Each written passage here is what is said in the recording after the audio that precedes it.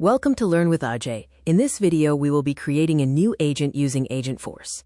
Let's start with prerequisite to creating a Agentforce agent first time in your Salesforce org. Go to Setup page and type in search bar in Einstein and scroll down to select Einstein Setup beneath Agentforce Studio dropdown.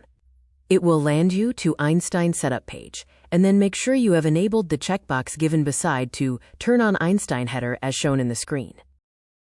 Now let's enable Agentforce features, search for Agentforce in search bar, and click on Agentforce Agents under Agentforce Studio dropdown. It will take you to Agents page, and then make sure you have enabled the checkbox given beside to Agentforce toggle on top as shown.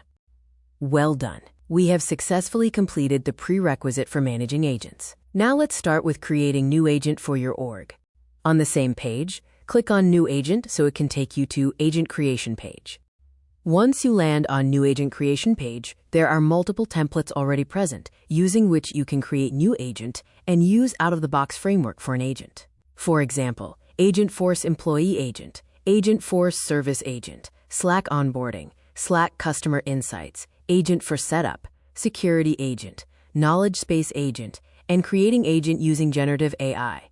For now, we will create agent using Generative AI. Once you select the option, enter details in what do you want your agent to do. It is used to tell Agentforce what is expected from an agent to behave and work for. Now let's add details for drafted agent. Name. It is for the people to know which agent they are interacting with. API name. It is a unique name for Salesforce to identify. Role. What role does it perform for the organization? Company name. What is the company name you want to configure for? Company description. Description for what company is for, and some information about operations. Agent user. Identifier which agent is used to be. It will be new agent, or else you can also select from existing one.